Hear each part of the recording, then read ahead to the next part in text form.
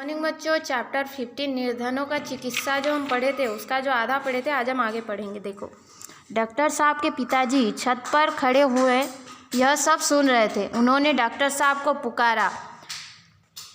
जैसे ही डॉक्टर साहब पिता के सामने आए, उन्होंने डॉक्टर को थप्पड़ मारने के लिए हाथ उठाया, लेकिन डॉक्टर साहब के चाचा जी ने हाथ पकड़ लिए। डॉक्टर साहब के पिताजी गुस्से से आग बबूला हो रहे थे और ज़ोर ज़ोर से बोले जा रहे थे कि मैंने तुझे इसीलिए पढ़ा लिखा कर डॉक्टर बनाया कि तू गरीबों के साथ ऐसा बुरा व्यवहार करे, उन्हें गालियाँ बके,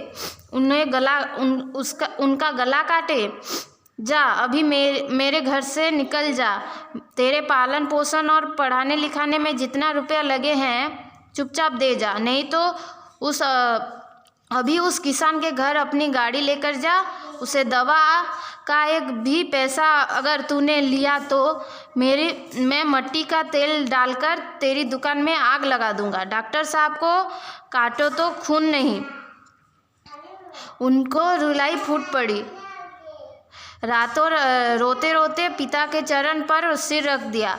तब पिताजी के कुछ नम्र होकर बोले, मैंने इलाज को अभाव में अपने पिताजी को तड़प तड़प कर मरते हुए देखा है। तू क्या समझेगा इस दर्द को? मुझे तेरे इस व्यवहार पर बड़ा दुख हो रहा है। सिर शर्म से झुक जा रहा है। देख, आज यदि तेरी पत्नी बीमार होती, तेरे पास पैसे ना होते, तू किसी डॉक्टर के पास जाता, हाथ जोड़कर इलाज के लिए प्रार्थना करता। जवाब में डॉक्टर वही बातें कहता जो आज तूने इस गरीब किसान से कही है। तब तेरे हृदय में कितना कष्ट होता। मनुष्य को दूसरों के साथ वैसा ही व्यवहार करना चाहिए जैसा वह दूसरों से अपने लिए चाहता है। तू गरीबों की सहायता करेगा तो वे तुझे आशीर्वाद देंगे। तेरे व्यवसाय फूलेगा फलेगा। क्या हुआ बच्चों? डॉक्टर साहब के पिता सुन रहे थे, वो किसान को कैसे बात कर रहे थे, तो वो ऊपर छत पर सुन रहे थे सारा क्या क्या हो रहा है। तो वो गुस्से में आग बबूला हो गया और अपने बेटे को बुलाया और बोला कि हाथ उठाने लगे। तब उनके चाचा जी जो थे उनको रोक लिए। वो बोले कि मैंने तुझे इसी दिन के लिए पढ़ा लिखा कर बड़ा किया। गुस्से में बोले, इसी दिन के लिए पढ़ा लिखा कर बड़ा किया कि तू गरीबों को ऐसा व्यवहार करे, उन्हें गालियाँ दे, उनके गले काटने जैसा बात करे। मैंने जितना भी पैसा तुझे मैं पढ़ाने में, तुझे पढ़ा लिखा कर बड़ा करने में, तुझे जितना पैसा मैं पालन पोषण में खर्चा किया हूँ, सारा दे दे और तू चुपचाप चला जा यहाँ से। नहीं तो अगर नहीं जा रहा है तो इस किसान को अभी तेरे गाड़ी में बिठा और जा, इसके पत्नी को देख कर आ कैसे ठीक होगी, और इससे दवा का एक भी पैसा लेगा तो मैं तेरे दुकान को मट्टी का तेल डालकर जला दूंगा। ऐसा कहा डॉक्टर के पिता ने। तो डॉक्टर साहब मानो चुप से रह गए और रोते रोते बोले कि उनके पिताजी के कदम पर गिर गए रोते रोते। तो उन्होंने उनके पिताजी का कुछ गुस्सा शांत हुआ और बोले कि मैंने देखा है कि मेरे पिताजी कैसे इलाज के अभाव में तड़प तड़प कर मर गए हैं, और तू क्या जानेगा इस दर्द को। ऐसा उन्होंने कहा। यदि अगर तेरी पत्नी आज बीमार होती, तेरे पास पैसे ना होते, तू भी किसी डॉक्टर के पास जाता और ऐसे ही तुझे जवाब मिलता, तो तुझे कैसा लगता? इस गरीब को जैसे लगा है इतना ही कष्ट होता, तेरे हृदय पे भी कष्ट होता।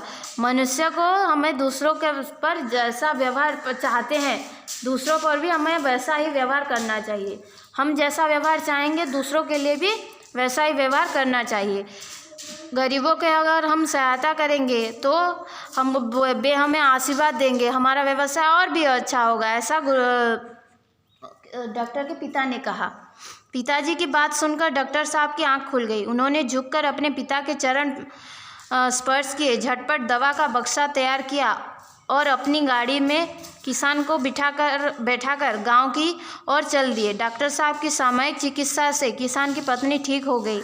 कुछ वर्ष बाद डॉक्टर का पिता स्वर्ग सिधार गए। क्या हुआ बच्चों?